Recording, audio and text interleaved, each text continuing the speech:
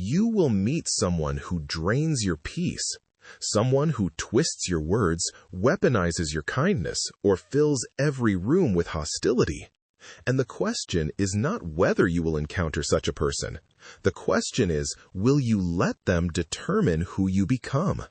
The Stoics knew something most of us forget, that toxic people are not the problem. Your reaction to them is. This is not about forgiveness. It is not about walking away or setting boundaries, though those may come later.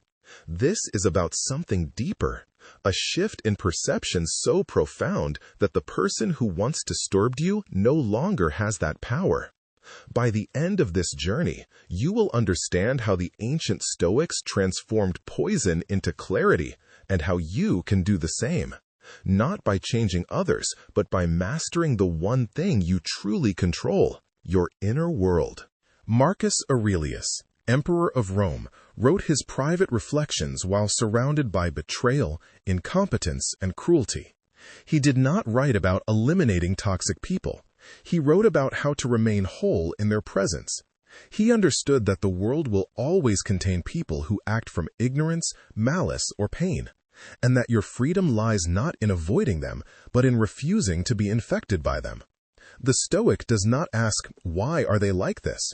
The Stoic asks, who will I be in response? Here is the first reversal.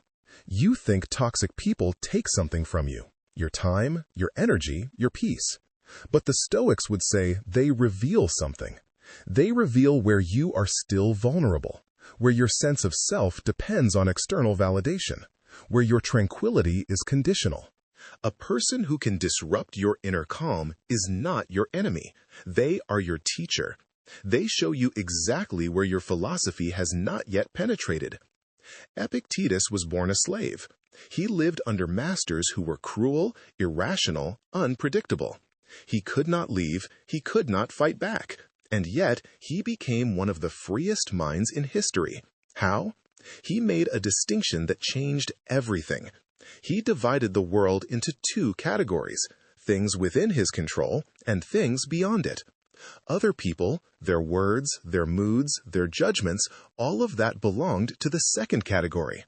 His own thoughts, his own character, his own responses, those were his domain. And in that domain, he was sovereign. This is not passivity. This is not resignation. This is the most radical form of power, the refusal to be governed by what you cannot change. When someone insults you, manipulates you, or tries to provoke you, they are testing whether you know where your control begins and ends. If you react with anger, defensiveness, or bitterness, you have handed them your inner kingdom. If you remain unmoved, you have shown them that you are untouchable. Consider this modern parallel. You are in a meeting. A colleague dismisses your idea with contempt. Others remain silent. You feel the heat rise in your chest. You want to defend yourself, to prove them wrong, to make them see. But the Stoic pauses. The Stoic notices the emotion without obeying it. The Stoic remembers, this person's opinion is not within my control.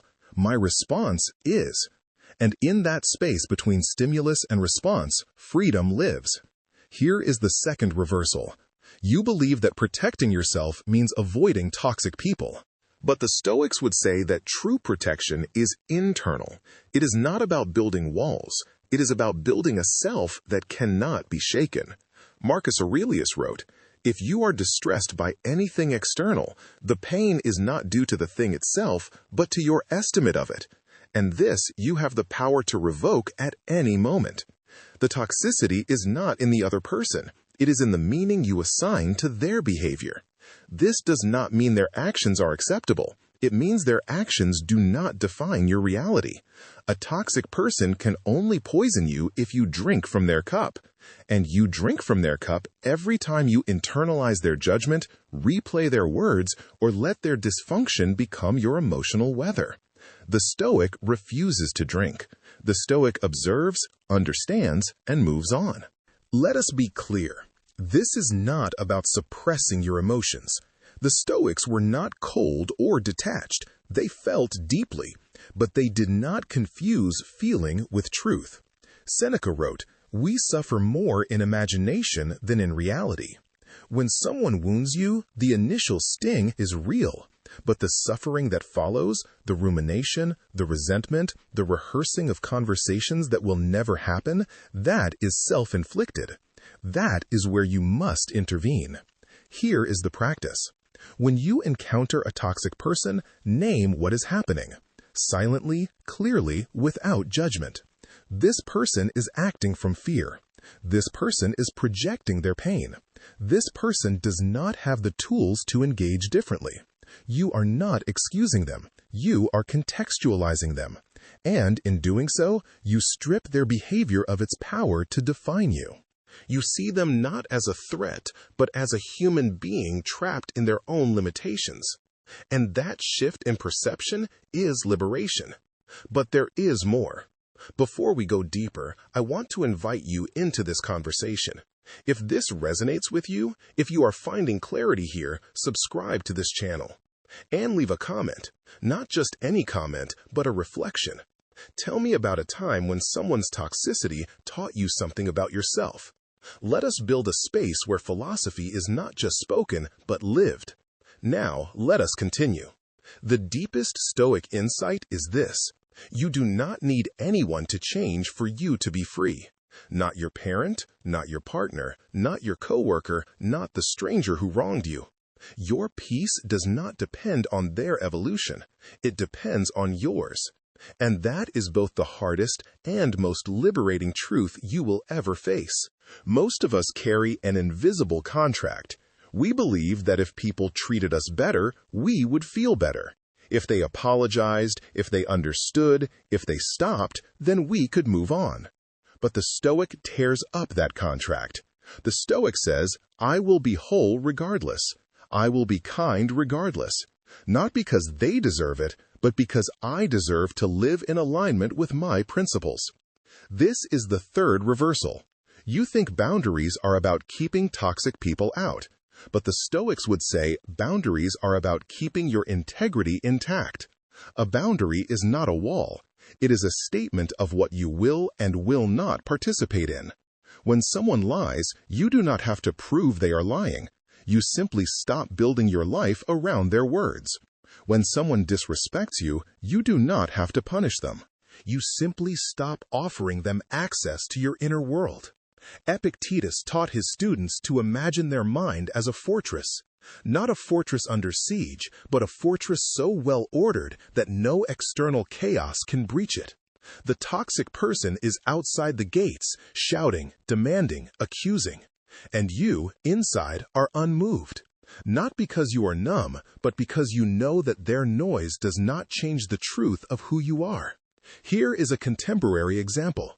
Someone close to you constantly criticizes you. Every conversation becomes a catalog of your failures. You have tried reasoning, defending, improving. Nothing changes. The Stoic approach is not to cut them off immediately, though that may eventually be necessary. The Stoic approach is first to stop treating their criticism as evidence, to recognize that their words are a reflection of their inner state, not an objective assessment of your worth. And once you see that, their words lose their sting. You can hear them without absorbing them. You can respond without crumbling. But there is something deeper still. The Stoics believed that every person is doing the best they can with the understanding they have. This does not mean their best is acceptable.